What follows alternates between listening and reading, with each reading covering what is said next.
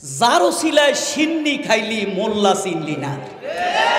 এখন নতুন নতুন বিপ্লবীদেরকে দেখা যায় কই মাছের মতো উজাইতেছে। এদেশের সকল বিপ্লবে এদেশের আলেম ওলামা, এদেশের মাদ্রাসার ছাত্ররা বুকের তপ্ত তাজা রক্ত ঢেলে দিয়ে আন্দোলন করেছে। যাদের জন্য ক্ষমতা পেয়েছো, যাদের জন্য পার্সেন্টেজ পাচ্ছ, যাদের জন্য এমপি, যাদের জন্য উপদেষ্টা হয়েছো, যাদের জন্য তোমরা নেতা হয়েছো, আজকে তাদেরকে তোমরা চিনো না। কাঠের চশমা পরেছো, তোমাদেরকে চুরি পরে এদেশ থেকে মামুবাড়ি, দিল্লি অথবা পিন্ডি চলে যাওয়া উচিত। এদেশের প্রত্যেকটা আন্দোলনে আলেমদের ভূমিকা ছিল, মাদ্রাসার ছাত্রদের ভূমিকা ছিল। আমরা তাদের মধ্যে কোনো বিভাজন সৃষ্টি করতে চাই না।